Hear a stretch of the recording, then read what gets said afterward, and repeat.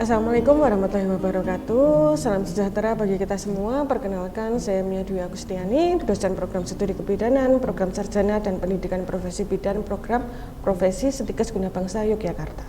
Mata kuliah yang saya ajarkan linear dengan bidang keilmuan dan background pendidikan saya, yakni kebidanan. Mata kuliah yang pernah saya ampu adalah asuhan kebidanan remaja dan perimenopause, asuhan kebidanan pada persalinan dan BBL, metodologi kebidanan, asuhan kesehatan reproduksi. Pada hari ini, saya akan menyampaikan tentang teknik pengajaran pada mata kuliah yang saya ampu di semester 3, yakni asuhan kebidanan pada remaja dan perimenopause dengan menggunakan metode DIA, yaitu Delivery, Interaction, and Assessment. Adapun deskripsi singkat mata kuliah asuhan kebidanan remaja dan perimenopause merupakan mata kuliah wajib dalam prodi kebidanan program sarjana dan pendidikan profesi bidan. Mata kuliah ini memberikan kemampuan kepada mahasiswa untuk memahami konsep dan praktik asuhan kebidanan pada masa remaja dan perimenopause. Cakupan materi meliputi anatomi dan fisiologi, sistem reproduksi remaja, pubertas, gangguan menstruasi, kesehatan reproduksi remaja, perencanaan keluarga, serta isu-isu kesehatan dan seksual pada masa remaja dan perimenopause.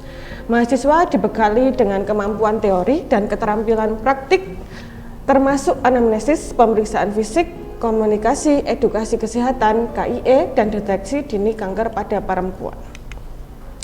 Bobot SKS pada mata kuliah ini adalah 3 SKS sebanyak 21 pertemuan yang disampaikan dalam bentuk perkuliahan secara teori maupun praktik. Dalam mengampu mata kuliah ini, saya tim teaching bersama dosen sehingga saya mendapat 1 SKS atau 7 kali pertemuan. Adapun capaian pembelajaran mata kuliah ini adalah mampu bekerja sama dan memiliki kepekaan serta kepedulian terhadap masyarakat dan lingkungan, menunjukkan sikap bertanggung jawab atas pekerjaan di bidang keahliannya secara mandiri, mampu menerapkan pemikiran logis, kritis, inovatif, bermutu, dan terukur dalam melakukan pekerjaan yang spesifik di bidang keahlian serta sesuai dengan standar kompetensi kerja bidang yang bersangkutan. Menguasai konsep teoritis, sains alam, anatomi, fisiologi, biologi reproduksi, dan biologi perkembangan yang terkait dengan siklus kesehatan reproduksi perempuan dan proses asuhan yang dibutuhkan secara komprehensif dan mendalam.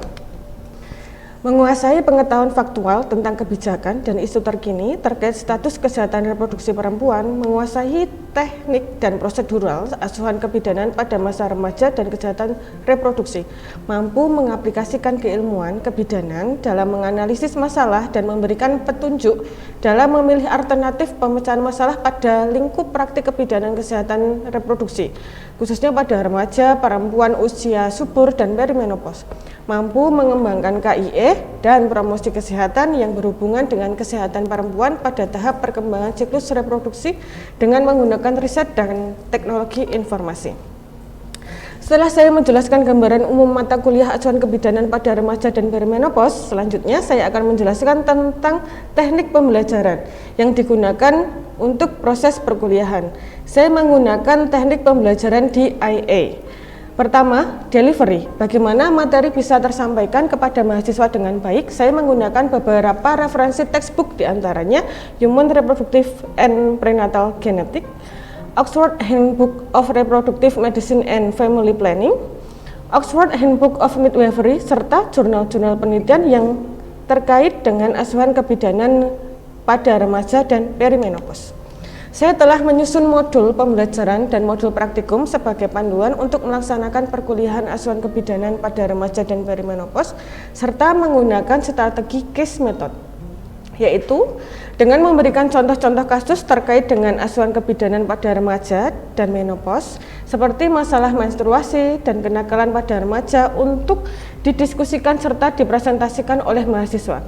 Penerapan metode ini akan membantu mahasiswa mengasah dan meningkatkan keterampilan berpikir kritis untuk memecahkan masalah, kemampuan berkomunikasi, berkolaborasi, dan kreativitas. Teknik yang kedua yaitu interaction. Interaksi dengan mahasiswa saya lakukan pada saat perkuliahan daring maupun luring. Ada beberapa media yang saya gunakan, diantaranya Zoom Meeting dan Google Meet untuk mendukung pembelajaran sinkronus. Selanjutnya LGB yang di dalamnya terdapat RPS, kontrak perkuliahan, rencana tugas mahasiswa dan materi-materi perkuliahan, serta terdapat kolom diskusi untuk mendukung kegiatan pembelajaran asinkronus. Semua tugas-tugas mahasiswa wajib diupload di LGB dan WhatsApp group yang digunakan untuk berdiskusi dan berkomunikasi terkait materi maupun kendala selama perkuliahan. Teknik yang ketiga yaitu assessment, bagaimana saya melakukan evaluasi dan penilaian terhadap mahasiswa.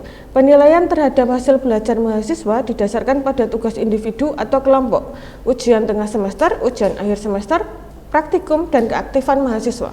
Sistem penilaian, indikator, beserta jenis penugasan, baik individu maupun kelompok, selalu saya diskusikan dan sepakati bersama mahasiswa dalam kontrak perkuliahan sebelum pembelajaran dimulai, sehingga prinsip-prinsip penilaian yang adil, objektif, transparan dapat diwujudkan.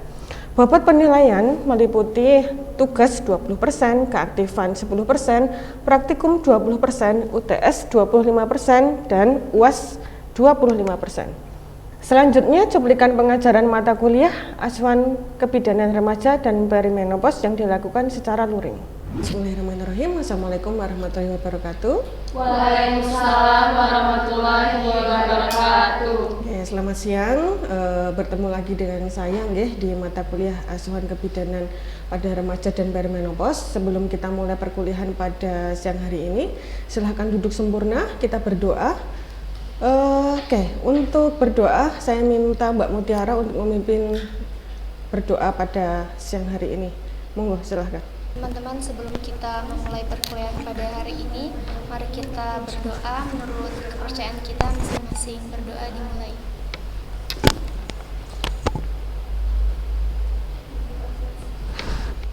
Doa selesai. Baik, terima kasih Mbak Mutiara. Baik teman-teman. Sehat? Sehat, Ibu. Sudah makan siang? Sudah. Sekarang kita akan belajar mengenai gangguan gitu ya. Pertemuan kemarin kita sudah belajar mengenai menstruasi. Nah, sekarang kita akan belajar berkaitan dengan apa itu gangguan menstruasi, apa saja gitu ya. Nah, sebelum kita belajar tentang gangguan, kita akan mencoba menemukan kata-kata hari ini sebelum pembelajaran. Nah, pentingnya apa tuh pembelajaran itu? Yang pertama, perempuan yang memahami tubuhnya adalah perempuan yang memegang kendali atas hidupnya. Yang kedua, menstruasi adalah proses alami yang menandakan kesehatan reproduksi wanita. Memahaminya adalah langkah pertama menuju kesehatan yang optimal. Nah, ini harus ada di diri kalian, harus ada kalian pahami baik di hati maupun di pikiran, supaya apa yang kita pelajari sekarang ini benar-benar bisa teman-teman pahami dengan baik dan bisa diaplikasikan dengan baik. Nah, tujuan pembelajaran pada semester ini, maksud saya pada kuliah hari ini, yang pertama, Anda mampu menjelaskan jenis gangguan menstruasi. Yang kedua, menyebutkan gejala dan tanda gangguan menstruasi. Dan yang ketiga, memahami cara dan penanganan serta pencegahannya. Nah, sebelum kita belajar ke sana, saya mau tahu, kita recall, kemarin kita sudah belajar menstruasi, ya. Nah, menstruasi itu apa tuh? Ada yang volunteer? Menstruasi? Yuningsih? Menstruasi itu adalah proses meluruhnya dinding lah. Oke, sip. Menstruasi adalah proses luruhnya dinding endometrium karena tidak ada proses pembuahan atau kontrasepsi. Berapa hari siklusnya? 21 sampai 35 hari. Durasinya? 3 sampai 7 hari. Oke. Nah, sekarang ini adalah yang normal. Nah, sekarang kita akan belajar mengenai gangguannya. Nah, tadi ada yang kelupaan satu berkaitan dengan volumenya. Volumenya berapa? 30 sampai 40, maksimal 80 mili. Oke, sip. Hitung ya. Nah, sekarang kita akan belajar mengenai gangguan menstruasi. Kelainan yang terjadi pada. Nah, ini ada 3. Ada frekuensi, terus ada apa lagi? Ada durasi dan juga ada volume. Nah, kalau dari frekuensi, nah ini ada dari frekuensi. Dari frekuensi itu ada amenore, oligomenore, dan polimenore. Kalau dari volume ada hipomenore, hipermenore. Kalau dari durasi ada metroragia dan ada menoragia. Bisa dipahami? Bisa, Bu. Sekarang saya akan menjelaskan, Bu, bedanya apa toh antara yang frekuensi, volume, dan durasi. Bagaimana cara kita membedakannya dengan baik? Frekuensi itu adalah banyaknya dalam 1 bulan perempuan itu mengalami menstruasi. Amenore berarti tidak menstruasi. Itu adalah amenore. Oligo itu adalah menstruasi tapi siklusnya Panjang. bisa 2-3 bulan 1 kali. Kalau poli dalam sebulan bisa 2 kali.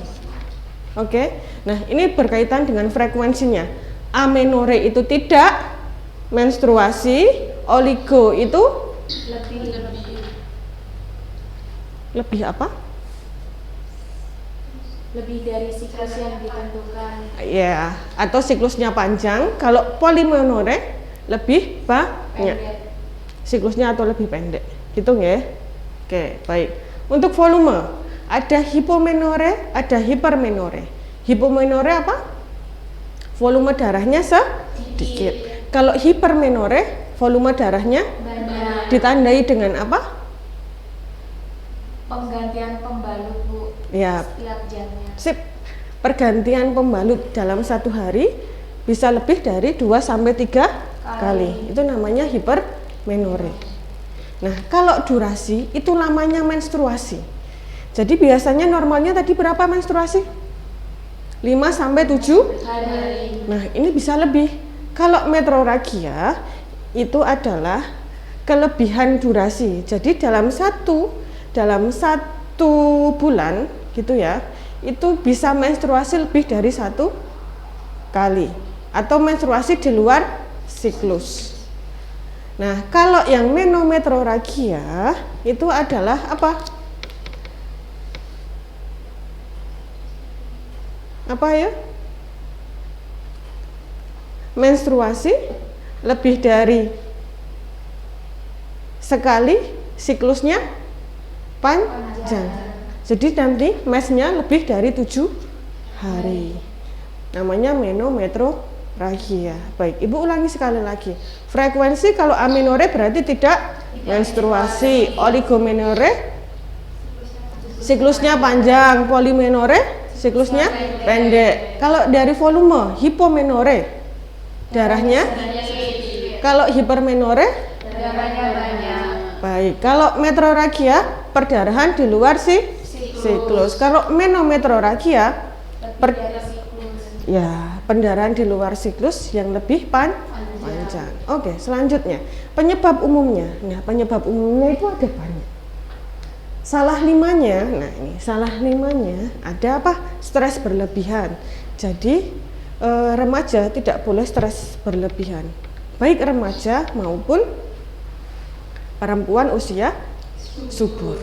Ya, ada gangguan berat badan, terlalu kurus ataupun terlalu gemuk. Ada PCOS atau polycystic ovary syndrome. Ada gangguan tiroid, ada mioma uteri. Nah, ada juga, Bu, saya tuh nggak kurus ataupun Bu, saya tuh pengen berat badan saya yang ideal, nggak masalah, tetapi harus lihat faktor pemicu. Olahraga ekstrim tidak diperkenankan ataupun diet yang ketat. Oke, karena adanya hemostasis tubuh dan ada konsumsi obat, gitu ya. Nah, ada beberapa tanda dan bahaya yang harus teman-teman ketahui. Untuk apa? Untuk deteksi dini. Nah, ini segera silahkan ke dokter jika yang pertama ganti pembalutnya setiap jam. Yang kedua tidak menstruasi selama 3 bulan. Terus ada nyeri sampai pingsan, ada demam tinggi ketika teman-teman menstruasi, serta perdarahan di luar jadwal yang berkelanjutan. Nah, ini salah satu ciri dari metromenoragia, yaitu apa? Perdarahan di luar jadwal yang berkelanjutan. Nah, segera langsung ke fasilitas kesehatan terdekat. Oke, sekarang kita lanjut.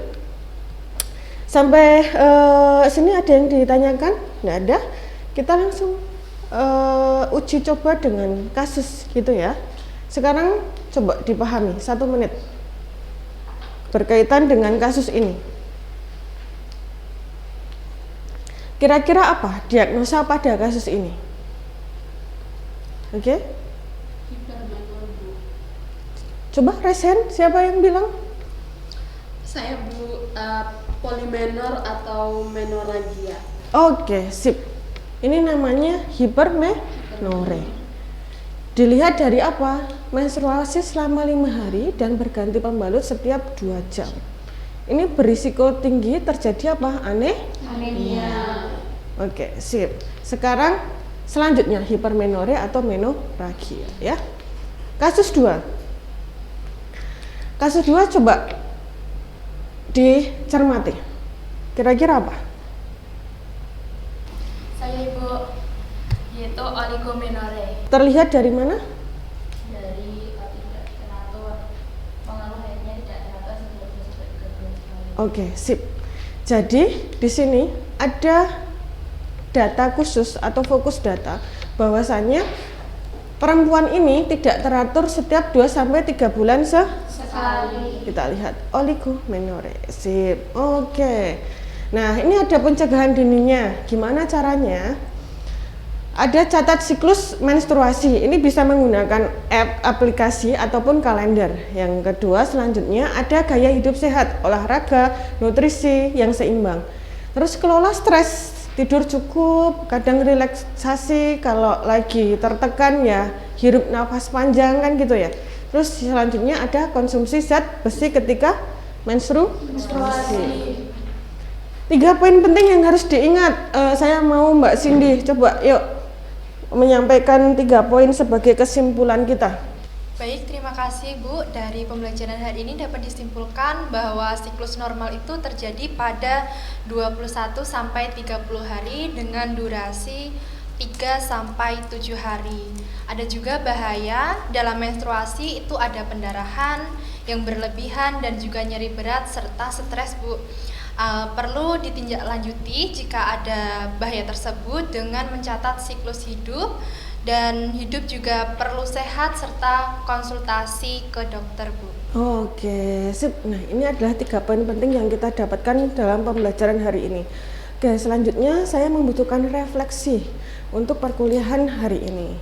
Saya minta Mbak Katarina coba apa yang Mbak Katarina dapatkan setelah kita mempelajari gangguan menstruasi. Baik, terima kasih Ibu. Kalau refleksi dari saya, selama kita belajar pada siang hari ini terkait dengan menstruasi, saya merasa disegarkan kembali akan istilah-istilah penting yang ada dalam menstruasi. Sehingga harapannya ketika nanti saya sendiri mengalami hal itu, saya mengetahui penyebabnya dan dapat mengatasinya dengan baik dan benar Bu. Dan juga ketika nanti ada teman-teman atau orang lain juga yang mengalami hal itu bertanya kepada saya bisa memberi jawaban Bu. Terima kasih. Oke, sip. Harapannya pembelajaran pada hari ini benar-benar bisa kalian pahami dengan baik, Betung ya. Terakhir ada sedikit kata-kata terakhir untuk perkuliahan hari ini. Kesehatan reproduksi dimulai dari pemahaman yang benar. Ya, menstruasi adalah proses alami yang menandakan kesehatan reproduksi wanita. Memahaminya adalah langkah pertama menuju kesehatan yang optimal. Dan yang terakhir, ilmu yang kamu pelajari hari ini bisa menjadi penyebab kesembuhan seseorang di masa depan. Gitu. Mungkin itu saja dari saya untuk perkuliahan pada hari ini. Terima kasih teman-teman sudah hadir gitu ya. Untuk menutup perkuliahan pada hari ini, duduk sempurna kita akhiri dengan membaca doa menurut agama dan kepercayaan masing-masing. Dipersilahkan.